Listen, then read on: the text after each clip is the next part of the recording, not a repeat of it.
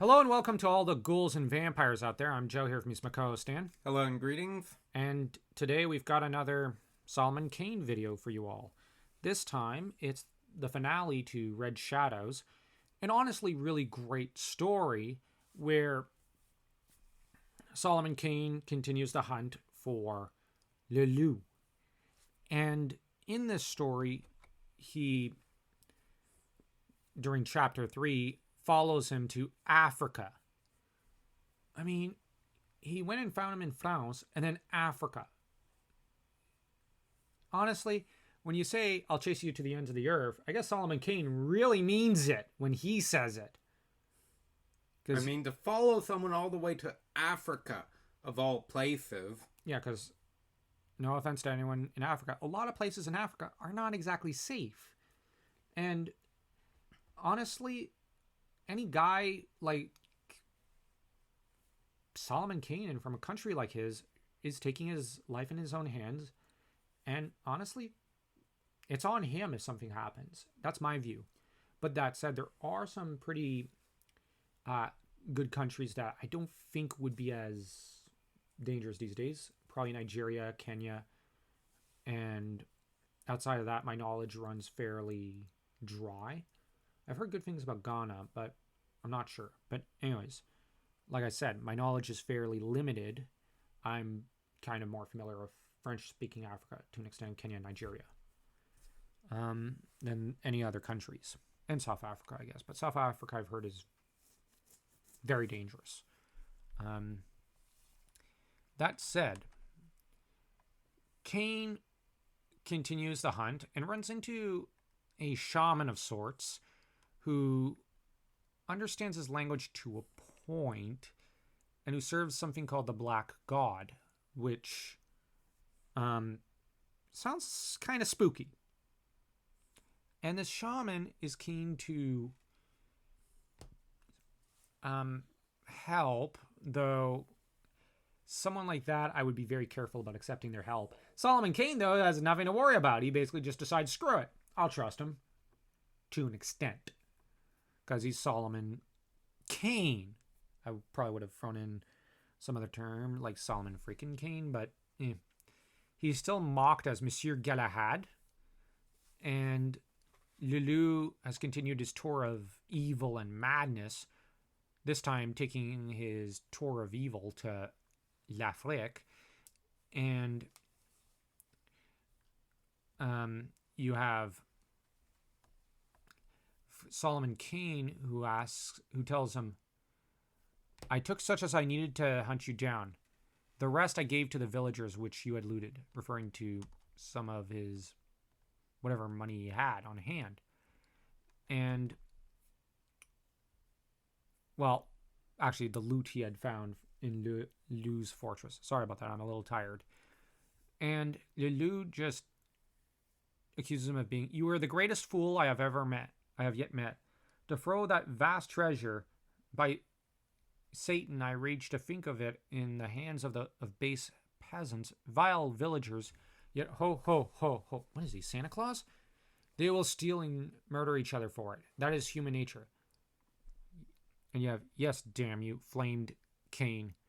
Doubtless they will, being fools. Yet what could I do? Had I left it there, people might have starved and gone naked for lack of it. More, it would have been found, and theft and slaughter would have followed anyway. You are to blame. For had this treasure been left with its rightful owners, no such trouble would have ensued. Where neither Kane nor Lou have much faith in their fellow man. And it's possible the treasure could have been peacefully dispersed, but it's also equally possible that it was just violently dispersed. The story leaves it fairly open, though. The implication is it was violently fought over by the local villagers, which is sad. And you have Kane, who guesses that Lou doesn't really fear him, and Lou admits he doesn't fully fear him, but that he did hope to throw Kane off his trail. This was not successful, and he admits to admiring Solomon Kane and all but tries the, well, we're not that different type of logic, and it doesn't work with Solomon Kane, who says, I admire your courage, but you are content to rule amongst cannibals, you the blackest soul of them all. I intend to return to my own people when I have slain you. And of course, Liu calls upon his servant Golka, who fights with him, but to no real avail. Nilonga, the shaman who's been cooperating with Solomon Kane, remains all but to one side until his black god comes out. And Liu suffers a fate worthy of him because, he deserves it. And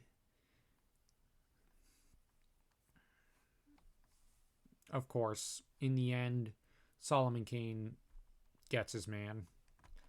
Well, sort of more like the Black God seems to have gotten him. And Kane basically decides, screw this, I'm leaving Africa. I'm going home. I'm summarizing very, very much. This is a really good story. Any other thoughts? It's not a long story, but I honestly like this, and it's a pity we don't have more Solomon Kane stories. Yeah, we have, I think, a few dozen, but that's about it. Not as many as Conan. But Solomon Kane is certainly a intriguing action hero, and we do plan to do more content on the character, of course. Let's rate this story. How would you rate it? A good 4. Okay, I'll rate it 2.1. It's above average in my opinion. Not Howard's best work, but it's pretty good. Mm-hmm. But you really enjoyed it a lot more than I did. Yeah, and this is what reading stories is all about. I really like the one line, men shall die for this. Exactly. Oh, that's the reason there's a 4. Oh, I see it. I'm kidding. Anyways, if you enjoyed this video, don't forget to smash that like and that subscribe button as though you were Solomon Kane taking down one of his many foes.